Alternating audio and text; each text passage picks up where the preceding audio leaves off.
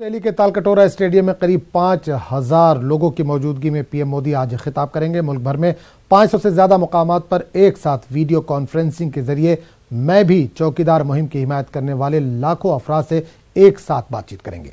दिल्ली के 7 लोकसभा हलकों में भी पीएम को सुनने के लिए खास इंतजाम किए गए। अमित शाह से लेकर राजनाथ सिंह और सुषमा स्वराज भी दिल्ली के अलग अलग लोकसभा हलके में जाकर पीएम का खिताब सुनेंगे। इस दौरान कुछ लोगों को पीएम मोदी से सवाल करने का मौका भी मिलेगा। आपको बता दें कि पीएम मोदी ने 16 मार्च को मैं भी चौकीदार मुहिम की शुरुआत की थी।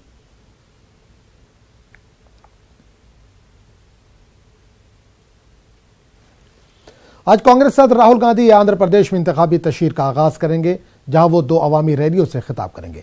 राहुल गांधी की विजयवाड़ा और अनंतपुर के कल्याण दुर्ग में रैलियां होंगी। वादा है कि आंध्र प्रदेश में कांग्रेस असेंबली और लोकसभा चुनाव अकेले लड़ रही है। आपको बता दें कि आंध्र प्रदेश में लोकसभा और असेंबली इलेक्शन एक साथ होने वाले हैं। असेंबली के 175 सीटों के लिए 11 अप्रैल को वोटिंग होगी। वहीं लोकसभा इलेक्शन के लिए भी 25 सीटों पर वोटिंग 11 अप्रैल को ही होगी।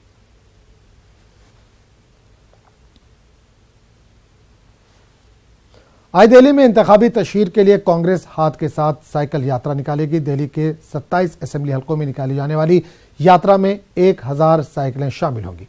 दिल्ली प्रदेश कांग्रेस कमेटी के ओहदेदारान से लेकर कारकुनान तक इस यात्रा में शामिल होंगे। यात्रा कांग्रेस दफ्तर से पूरे दिल्ली होती हुई गुजरेगी। इस दौरान गरीबों को कम से कम आमदनी गारंटी स्कीम के बारे में बताया जाएगा। बीजेपी सदर अमित शाह आज यूपी के दौरे पर रहेंगे, जहां वो बागपत में एक रैली से खिताब करेंगे। रैली के जरिए अमित शाह सत्यपाल सिंह के लिए वोट मांगेंगे। वहीं बीजेपी कारकुनान से भी मुलाकात करेंगे। इस रैली को कामयाब बनाने के लिए तमाम ही तैयारियां मुकम्मल कर ली गई हैं।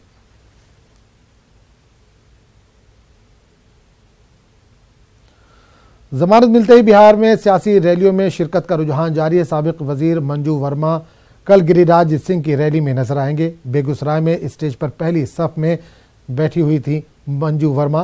मुजफ्फरपुर शेल्टर होम केस में जमानत पर मंजू वर्मा रिहा हैं। आपको बता दें कि आर्म्स एक्ट के तहत गिरफ्तार की गई थी मंजू वर्मा। लड़कियों का बड़े पैमाने पर जिनसी इस्तेहसाल किया गया था। कल दिल्ली की अदालत ने तमाम मुलजिमीन के खिलाफ इल्जाम वज़ कर दिए हैं। लड़कियों की इस्मत दरी के लिए मुजरिमाना साजिशें इसमें बेनकाब हुई हैं।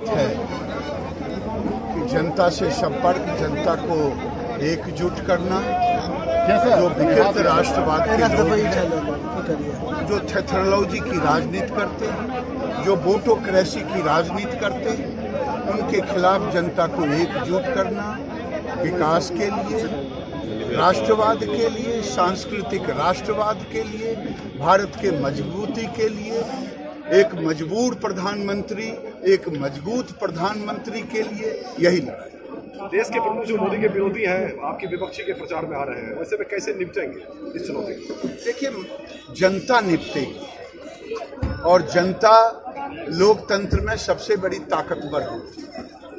किसी व्यक्ति, किसी पार्टी के पास ताकत नहीं है। ताकत होती है जनता के पास। विश्वास आज नरेंद्र मोदी के प्रति है जनता का। मुझे पूरा विश्वास है ये थेथरोलॉजी और वोटोक्रेसी की राजनीति करने वाले लोग नरेंद्र मोदी के विकास के आगे घुटने टेकेंगे।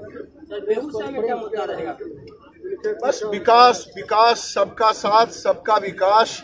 मैंने तो कहा विकृत राष्ट्रवाद के खिलाफ सांस्कृतिक राष्ट्रवाद। कांग्रेस के नेता चल रहे हैं।